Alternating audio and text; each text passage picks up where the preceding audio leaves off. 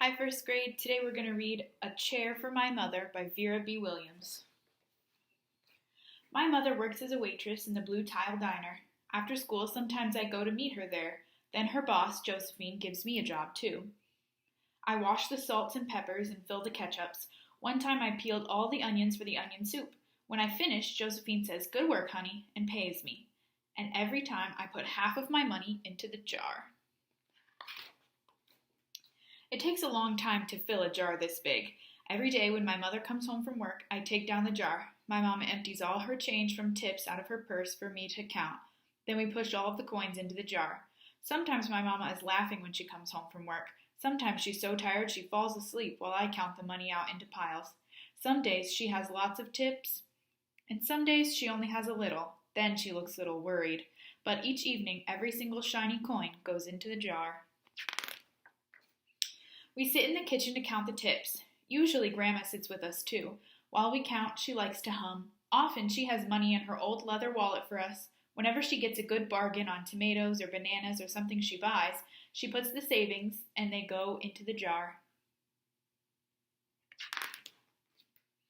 When we can't get a single other coin into the jar, we are going to take out all the money and go buy a chair. Yes, a chair. A wonderful, beautiful, fat, soft armchair. We will get one covered in velvet with roses all over it. We are going to get the best chair in the whole world. That is because our old chairs burned up. There was a big fire in our other house. All our chairs burned up. So did our sofa, and so did everything else. That wasn't such a long time ago. My mother and I were coming home from buying new shoes. I had new sandals. She had new pumps. We were walking to our house from the bus. We were looking at everyone's tulips. She was saying that she liked the red tulips, and I was saying that I liked the yellow ones. Then we came to our block. Right outside our house stood two big fire engines. I could see lots of smoke. Tall orange flames came out of the roof. All the neighbors stood in a bunch across the street. Mama grabbed my hand and we ran. My Uncle Sandy saw us and ran to us. Mama yelled, "Where's Mother?" I yelled, "Where's my grandma?" My Aunt Ida waved and shouted, "She's here, she's here. She's okay. Don't worry." Grandma was all right, and our cat was safe too, though it took a while to find her. But everything else in our whole house was spoiled. What was left of the house was turned to charcoal and ashes. We went to stay with my mother's sister, Aunt Ida, and Uncle Sandy. Then we were able to move into the apartment downstairs. We painted the walls yellow. The floors were all shiny, but the rooms were very empty.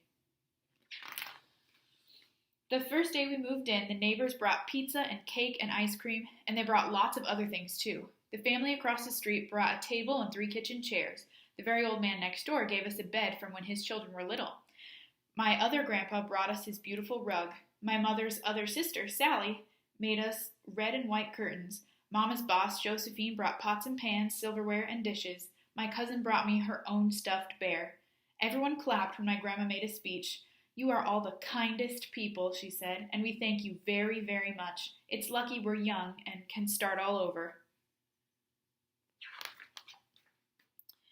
That was last year, but we still have no sofa and no big chairs. When Mama comes home, her feet hurt. "There's no good place for me to take a load off my feet," she says. When Grandma wants to sit back and hum and cut up potatoes, she has to get as comfortable as she can on a hard kitchen chair. So that is how come Mama brought home the biggest jar she could find at the diner, and all the coins started to go into the jar. Now the jar is too heavy for me to lift down. Uncle Sandy gave me a quarter. He had to boost me up so that I could put it in. After supper, Mama and Grandma and I stood in front of the jar. "Well, I never would have believed it, but I guess it's full," Mama said. My mother brought home little paper wrappers for the nickels and the dimes and the quarters. I counted them all out and wrapped them all up. On my mother's day off, we took all the coins to the bank. The bank exchanged them for $10 bills. Then we took the bus downtown to shop for our chair.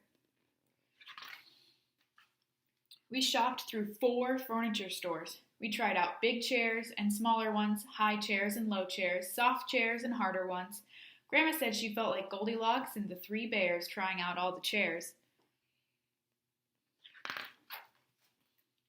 Finally, we found the chair that we were all dreaming of. and the money in the jar was enough to pay for it. We called Aunt Ida and Uncle Sandy. They came right down in their pickup truck to drive the chair home for us. They knew we couldn't wait for it to be delivered. I tried out our chair in the back of the truck. Mama wouldn't let me sit there while we drove, but they let me sit in it while they carried it up to the door. We set the chair right beside the window with the red and white curtains. Grandma and Mama and I all sat in it a while. Aunt Ida took our picture. Now Grandma sits in it and talks with people going by in the daytime. Mama sits down and watches the news on TV when she comes home from her job. And after supper, I sit with her, and she can reach right up and turn the light off if I fall asleep in her lap.